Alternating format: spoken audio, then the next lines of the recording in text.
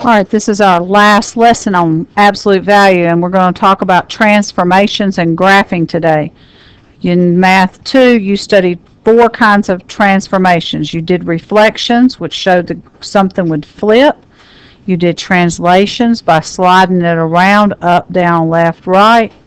You did dilations, where things would stretch and get bigger or compress and get smaller, and we're going to change our terminology for that in this lesson. And you did rotations. Now for equations, rotations, it's not something you can do with rotations. Rotations can only be done with individual points. So because they can only be done with individual points, we're going to focus on the 3 different things that you can do: reflection, translation, and dilation. Now, what I want you to do first is this. I want you to take and graph this original problem up here in the corner, y equals the absolute value of x. This is the parent function. If you attach anything to the parent function, it becomes the child. Think about it like this. You are a product of your parents. You may look somewhat like your parents, but you may not look totally like them. You may get some features from your parents, such as my daddy has red hair, so people think I look like my daddy. But if you take my mother's picture at the same age that I was at, we look identical except for hair color. So you may have some features like your parents.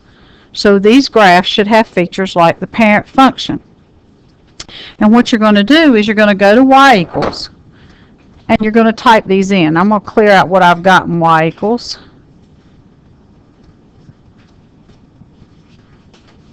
So what you want to do is you want to type whatever the first problem is. Like, for example, the first problem is negative absolute value of x. And the parent function should go in the second line, the absolute value of x. Whoop, I hit the wrong thing. And I'm going to bold the parent line so that I know it's the original graph. And to do that, you go over past y2 and hit enter. And that way I can say from the bolded to the narrow line, how did it change? And that's what you're going to do on each one of these. So you want to stop the video and take the time to type each question in. As you do that, you're going to draw both graphs on here. So let's talk about how you do that. So let me graph this so I can see what it looks like. So the bold is the original, and the narrow line is at the bottom is the child. So you will draw with your pencil the original, and then find something that can draw color to draw your other one. And that's what you're going to do on 1 through 11. And then you're going to come back after you've done that and watch the video to see what the rest of the information you need to know about each of these is.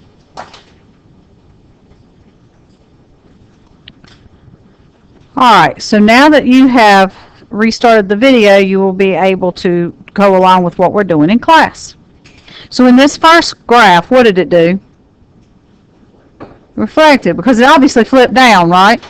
Flip is what it did, but the name of the transformation is reflection. Now, reflects over what? That's right, over the x-axis. And you need to tell it like that because some graphs might reflect over the y-axis. So it would be important to know, and you can write it below the picture. I just wrote it above because I thought it was kind of low on the board.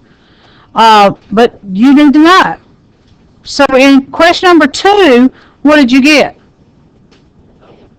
You got the same thing. Because first, your graph is here for the parent function, and then you took the absolute value, which kept it positive. So it stayed on top of the same one because the absolute value turns positive. Now, a negative in another formula might actually show it did something here. But on this one, it doesn't show that. So to prove that to you, I'm going to change this formula slightly. If I put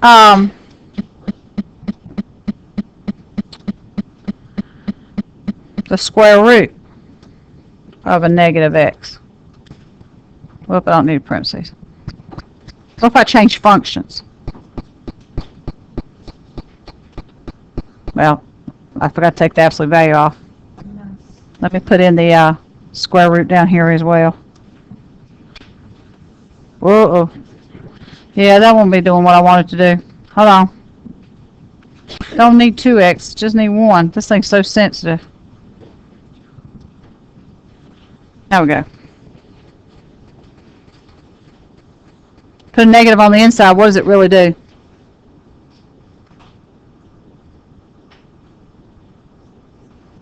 There's the parent. What did it do? Over there?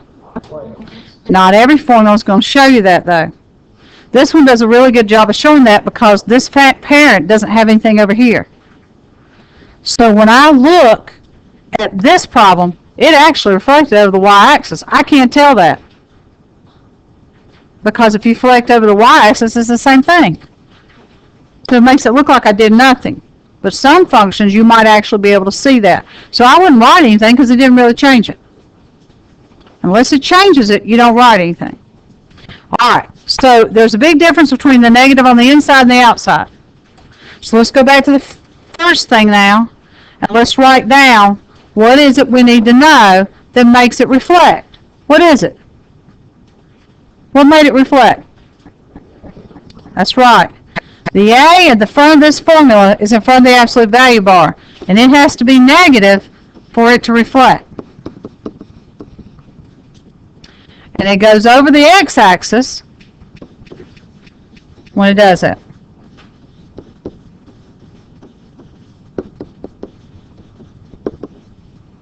A negative on the inside doesn't do anything that we can see. But negative on the outside is because that A is negative. Now that could have a number there besides a 1. So it may do other things, but the negative is what makes it reflect. It doesn't matter what number's there. It's the negative. Alright, everybody with me? Alright, next we're going to look at what happens when you introduce adding and subtracting in the problem. Here. So when you introduce adding and subtracting in the problem, you had this original parent. So when I look at x minus 2, I think, well, if I took x and went left 2, my graph would be over here. Was it over here? Well, why wasn't it? Maybe the absolute value had something to do with that. Okay. So was it over here? Well, we might look at why is that true here in a minute. So let's make sure that we've got a concept here before we go back to the first page. So x minus 3, I would think if this was my parent function, that x minus plus 3 would go to the right, did it? No, it went to the left. It was over here. Well, let's talk about why that might be. Why is it doing that? Well, first of all, let me illustrate this a different way for you. Here I have an absolute value graph that's black and red, so that I can move one of them and leave the other one there when I move it. The background is the parent function. So if I take x, the parent function, and minus that 2 that we talked about, minusing 2 normally makes problems go smaller, right? If black is the original, can you see if I move left 2 on the original? If the original moves left 2, this one didn't, it went right 2. It did the opposite. And that's part of the problem there. And it has a lot to do with the fact that it's in those absolute value bars. And so what you have to do if you want to be sure, oh, hold on, I hit the wrong thing. What if you want to know for sure what it's doing? Well, to know for sure, you set the inside equal to 0 and solve it. Because whatever the inside is gets changed to a positive when it takes the absolute value of it. So if I solve that and I add that 2 to both sides, I get x equals 2. That's a positive number. That's 2 to the right. Is that what it is? And is the absolute value of that going to stay positive? Mm-hmm. So the key here is it's not based on the sign in the problem inside those absolute value bars. It's based on what they solved to give. So if you set it up x plus 3 equals 0 and take away the 3 to solve for that x, then you find out this one went left 3. Went left 3. And that shows the correct math. So make sure that you set the inside equal to 0, because that's really important. Now we also looked at some adding and subtracting in another position. We put the adding and subtracting on the outside. So if somebody's already done the absolute value work, they're just adding this to it. So when you did minus 5, what did it do? Went down 5. Well, that makes sense if you think about it. Because if you take the absolute value of any number and take, it's going to be a positive number, and take 5 away, it's going to make it 5 less. And so therefore,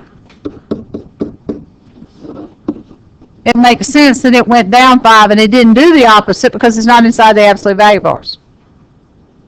It doesn't have a variable attached to it, so therefore it does what it looks like it would do. It goes 5 down. So did this one over here go 4 up? Okay. And so therefore, because it goes 4 up, I'm not going to draw that one in because I figure y'all got it already drawn. But because it goes up and down, it does exactly what it's supposed to do because it's outside the absolute value bars. And it don't matter what I put in there. If I put a square root symbol, the inside of a square root symbol doesn't do what it's supposed to do because it's inside the root group, inside the grouping symbol. But when it's on the outside of a grouping symbol, it does the sign that's there. So let's go back to the first page and write something down about this one.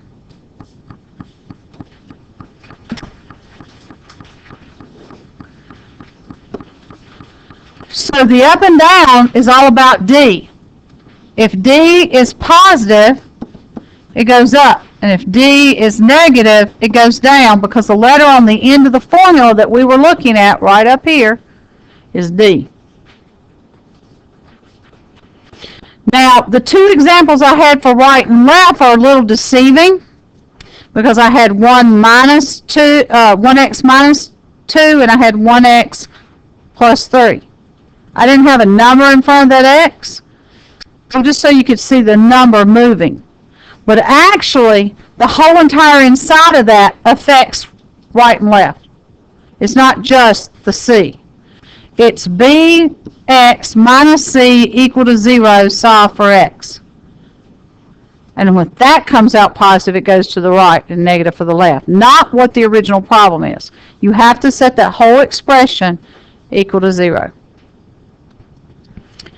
So it can get a little complicated if it was like 3x plus 7. Because it's not something I can just pull a number out and say it did something. Now with our next questions, we have a lot of multiplying going on. And there's two kinds of multiplying in here. There's multiplying out here, and there's multiplying with bx. And both of those can affect your question in terms of dilation. Hold on, let me just use the thing here. So when you did these two, did they look exactly the same? Or is it totally like something separate? Like 2 on the outside, 2 on the inside. It didn't look any different, did it? In terms of each other. Alright, so if we put the parent function in, both of these graphs would be identical. Something like this. Is that a stretch or compress? Compress, alright. We're going to talk about that compress here in just a minute. And then you're going to have to go back to the front and actually write something under stretch and compress. So both of these did the exact same thing. Both of them squeezed in to make it skinny, right?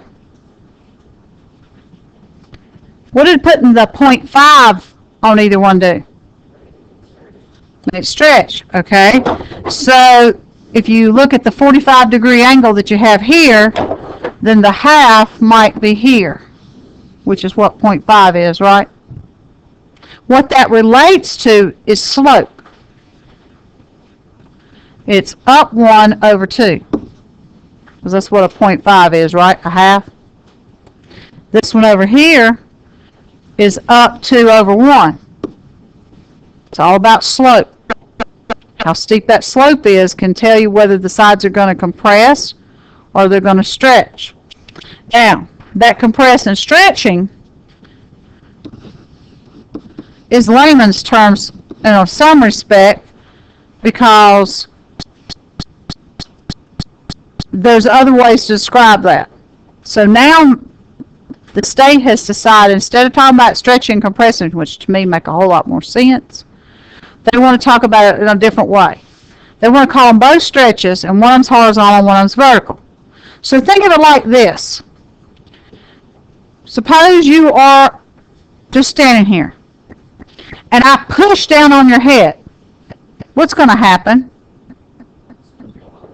Okay, pretend you're silly putty. You're one of the Fantastic Four that stretches. Okay, now I push down on your head. Shorter. And wider. Okay. Now I pull up on the top of your head. Longer and skinnier. Stretch horizontally is squishing you down so that you'll get spread out. And stretch vertically pulls up on the top of your head to make you skinnier. So when we talk about it, that's the vocabulary that they're going to give you on the state test, not stretch and compress. So you need to know stretch is horizontal, horizontally, and compress is a stretch vertically.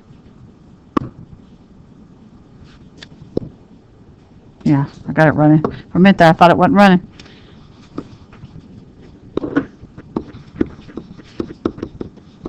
And I'll move out of the way.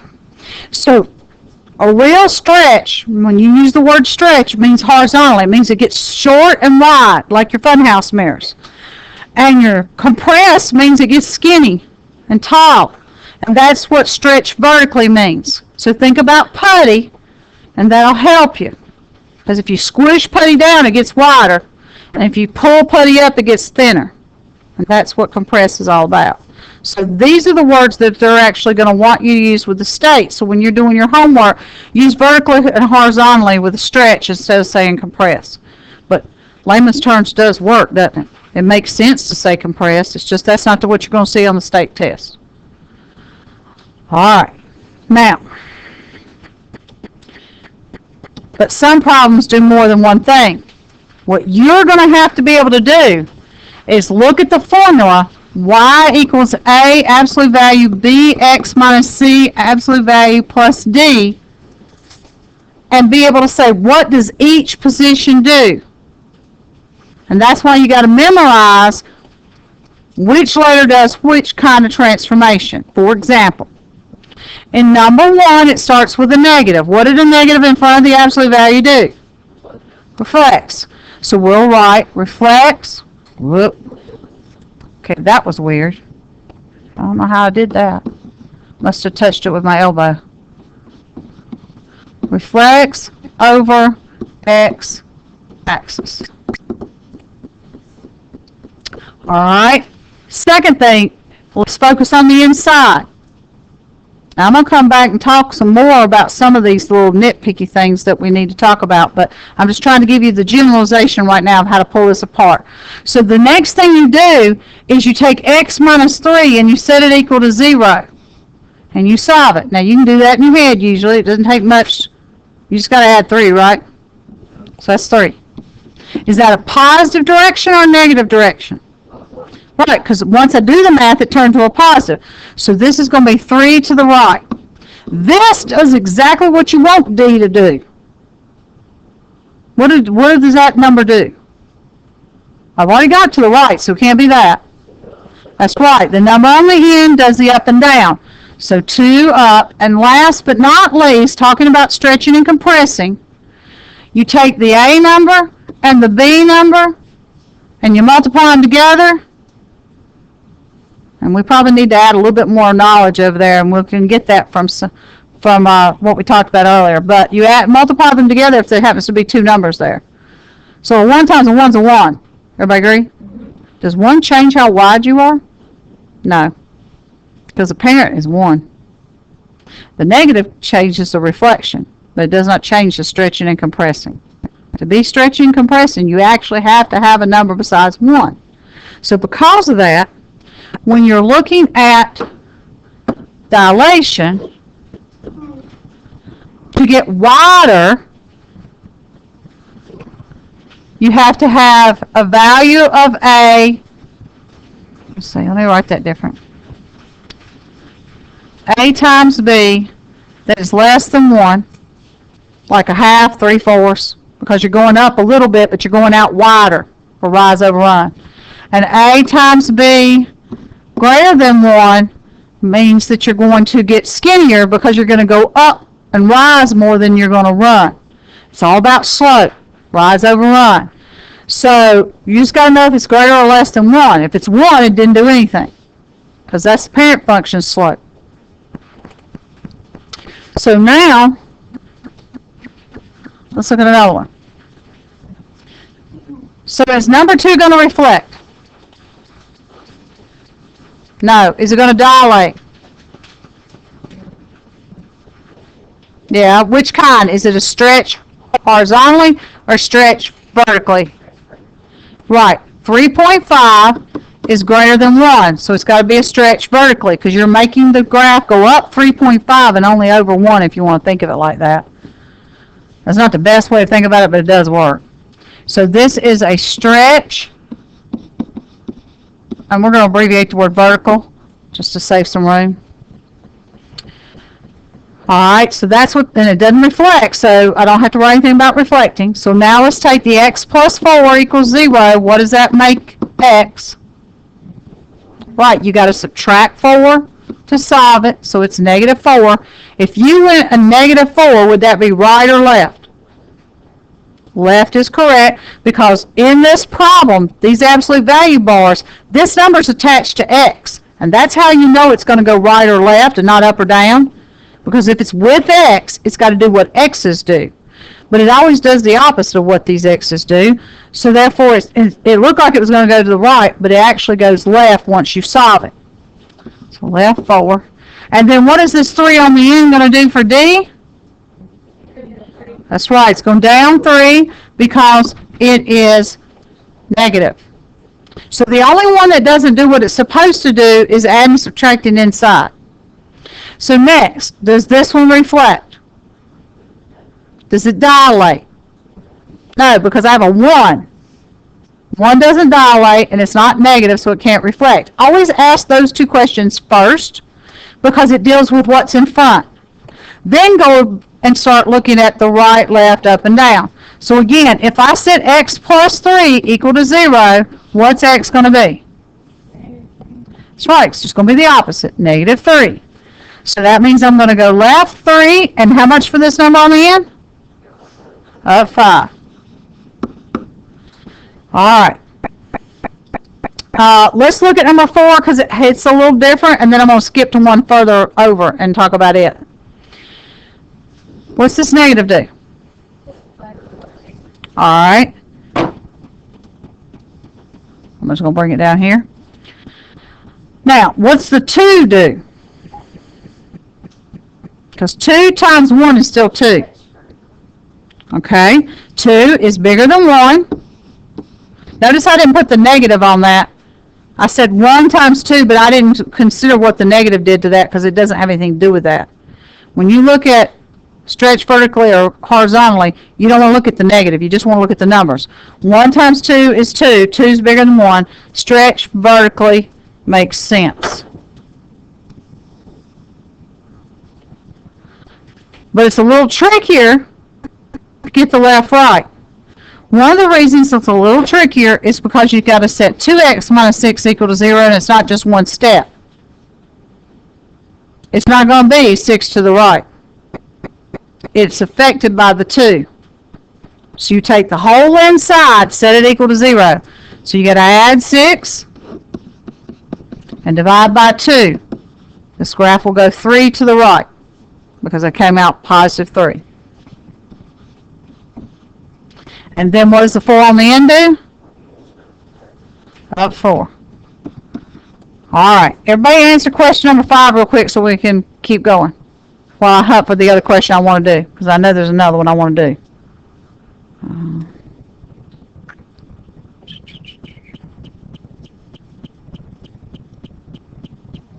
Yeah.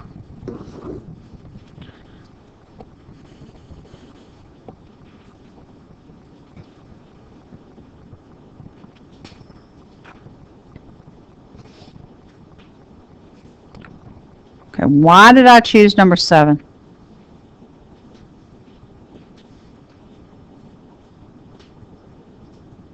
Absolute value is supposed to show multiplying at the beginning of the absolute value problem. Does mine on number 7 show multiplying? No, it shows subtraction. That's because somebody took the number on this end and brought it over to the front. If you'll take this number off and put it back over here where it goes, then it shows the multiplying that it's supposed to be showing. You can't have D on the front of the problem. That won't work. It's got to show multiplying to the absolute value bar. So since subtracting is like multiplying by a -1, I took the 2 off and put it on the other end, and that didn't change the sign on the 2. It just moves its position to where it's supposed to be. Now they're all in the same kind of format. And what do you do if it doesn't do anything? Well, you don't write it down. If it don't move left, don't write anything for left. If it don't move up or down, don't write anything for it. Just write what each thing you've got does, because it may not do all 4. So see what y'all can do with those. I'm going to pause the video. So if you're watching this from home, take a few minutes to answer the rest of these set of questions.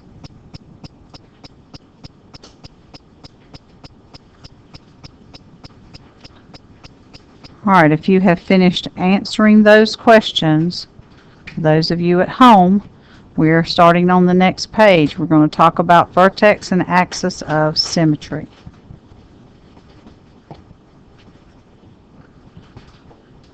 All right. I have a few more minutes later for you to ask some questions if you're stuck on something on there as well. But let's get a little bit more done.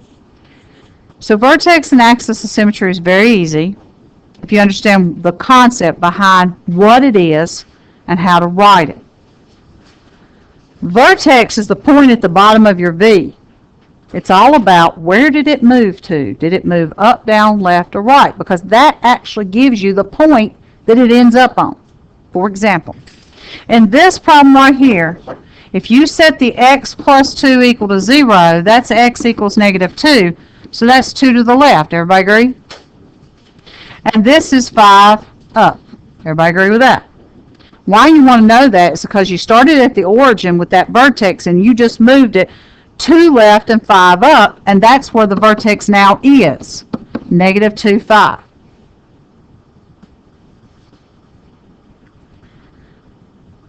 And it works the same even if there's something in front of the absolute value. That doesn't matter. I don't care if it has a number out here in front. It's still the same thing. Figure out where it moved. If x minus 3 is equal to 0, then x is equal to 3. Which way does the positive 3 move? To the right. So that's why it's positive 3. And then this one right here says this 7 went what? Down. And that's why my point is at 3, -7. Because you solve to get the x part, you take the number off the end and keep it the same. So if that's the case, what do you think would be how easy it is to get number 3? All I got to do is do what? As long as there's nothing in front of that x, what's the easy way to do it? Make it the opposite. Isn't that what I'm doing? Didn't I every time set that equal to 0, which makes it the opposite because I have to solve? So you just make it the opposite and put the y value on the end down. But it's a little harder if there's a number in front of that x. Now, let's talk about axis of symmetry. Axis of symmetry is the vertical line that goes through that vertex. First of all, this is how you write a vertical line equation.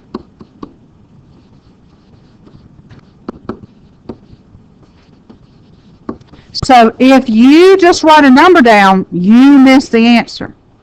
Because I have to know the vertical line equation. The vertical line equation is x equals a number. Now they like to call this HK because they like this format. But I didn't teach you this format because sometimes there's a number in these two places. But they call it HK just like they do with quadratics. All you have to know is take this equation, and this is why you want to show all your work. This is the vertical line equation. So when you take the time to sit down and solve the problem, you've got the vertical line equation right here, x equals -2.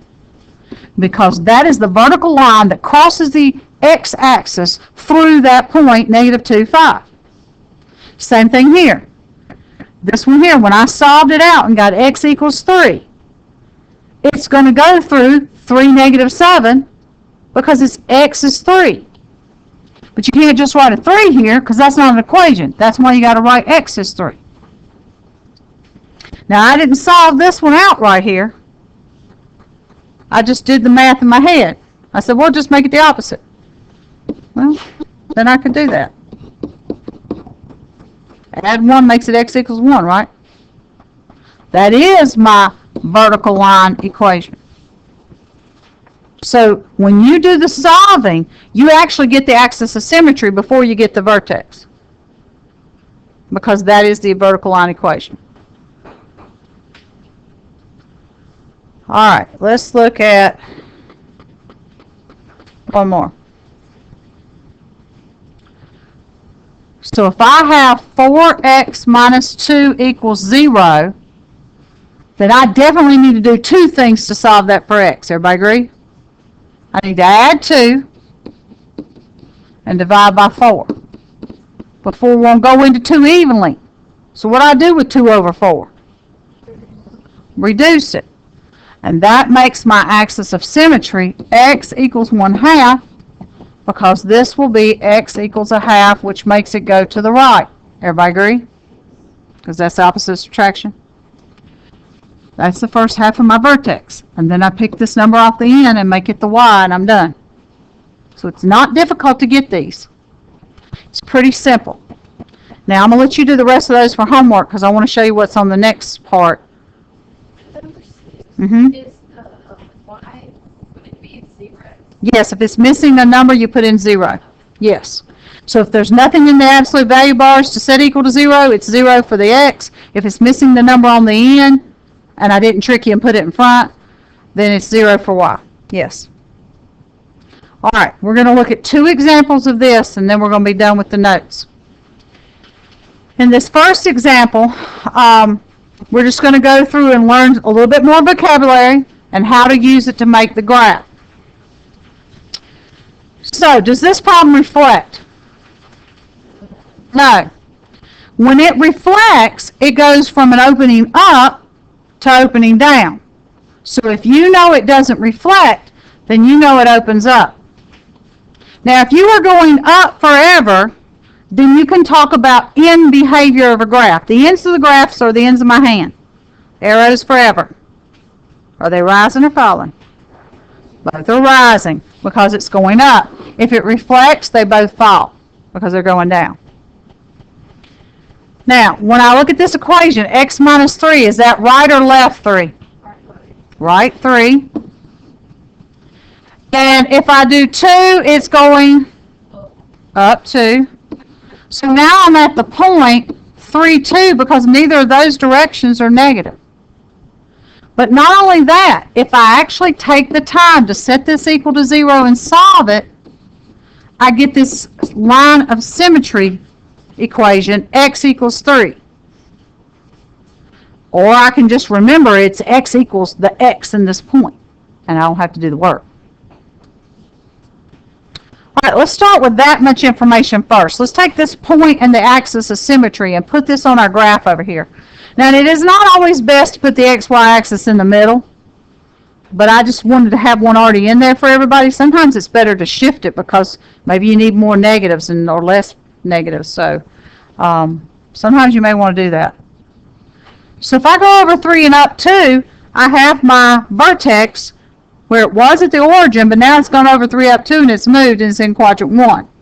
That's what this point is for. This equation here, x equals 3, is the vertical line that you cut down through the middle of it. And why that line's important, you'll see here in a few minutes when we do the next part. So this is your vertex. And you don't have to label this on every graph. I'm just putting it on this one. And this is your axis of symmetry.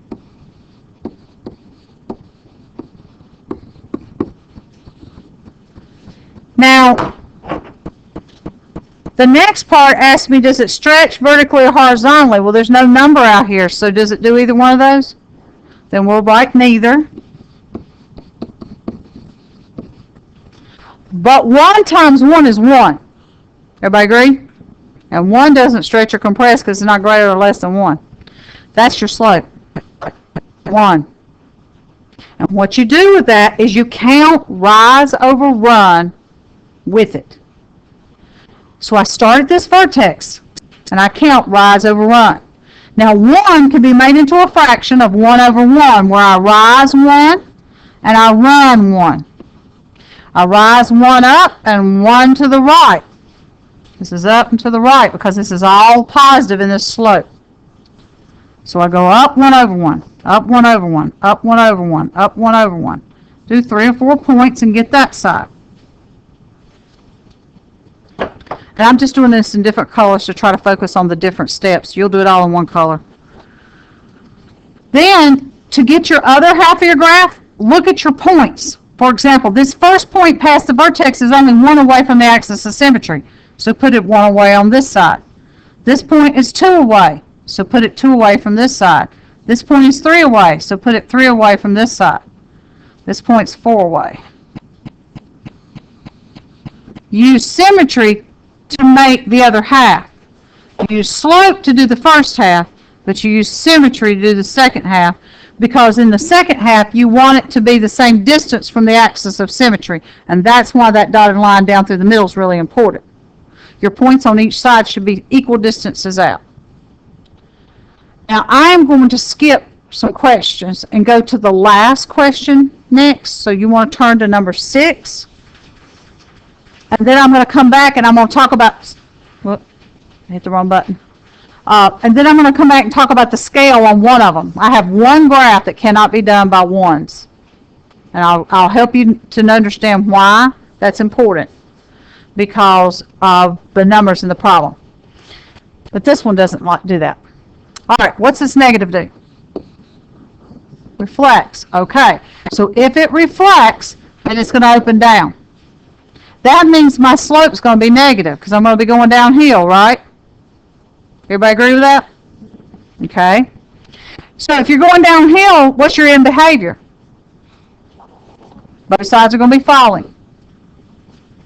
Now, let's set the inside. 3x minus 6 equals 0. I would have to add 6 and divide by 3. And that makes what? Now, not only is that x equals 2 my axis of symmetry, and that x is my vertex number, but 2 right or left? To the right because it's positive. And what's that number on the end tell me? 3 down. And that makes my vertex negative 3. Now, I always stop after I get that far and get that on my graph before I talk about the stretching and the slope and all. So we're going to plot 2, negative 3 over 1, 2, down 1, 2, 3. And because this graph has to fall, it would have been great if I didn't have to put my XY axis in the corner like in the center. If I could have put it more up over this way, if the origin had been over here, I'd have had a lot more to work with. But I'm not going to be graphing many points, so I think we're okay. Then we're going to put the axis of symmetry, x equals 2, right down through the middle of that. So it crosses the x-axis at 2. That's the whole point to a vertical line. A vertical line has to cross the axis at that number. And last but not least, we're going to try to figure out if it's a stretch vertical or horizontal, because that's going to give us some information about the slope. But we already know one thing about the slope. When it opens down, your slope is negative. You just got to get the rest of it. So to get the rest of it, 1 times 3 is 3. That tells me my slope is 3, without the negative on it for the moment. Is that a vertical or horizontal? Right. When you do A times B, 1 times 3 is 3. That's greater than 1. Greater than 1 is vertical. But I have to put the negative on it to talk about slope because that helps me to get what direction it's going. Because knowing the stretch is vertical and knowing that it opens down goes together for the slope. So what that's going to tell me is that when I do my rise over my run, then I'm going to go -3 and then 1. That's going to be down 3 and to the right 1 from my vertex. That's why it's important to know what rise over run is. So we're going to go down 3, 1, 2, 3 over 1. Down 1, 2, 3 over 1. I can only do that twice since I put my XY axis in the center, which is why sometimes it is better not to draw it in until you know what kind of numbers you're going to use and where you're going. So that's going to be fairly steep there. And it would be a whole lot better if I'd used a ruler, but you can't lay a ruler up against this board.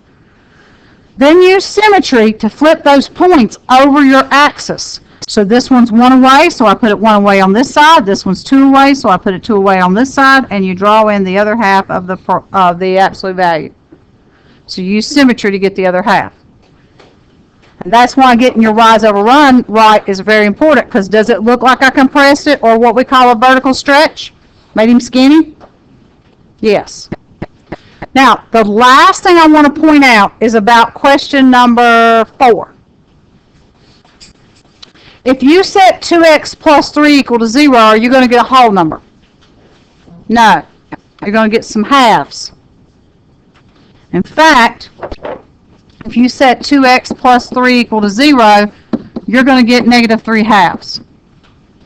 So your graph can't go by ones. Everybody understand? You're going to have to go 1/2, 1, 1.5, 2, 2.5, 3. Same thing over here, -1, -2, -3. You're skipping a line to get your numbers. Then I got to be able to go up to 7, right? If I go by halves, can I get to 7? Going up this way, there's only 10 lines here. If I go by halves, I can't do it, can I? So on this way, you're going to go by ones. Now that's going to mess you up in one thing. I didn't number them all. I just numbered enough so you know what the scale is. You can't count rise over run if both axes are not doing the same thing. So my suggestion on this one is put it in y equals. Put your graph together and do this.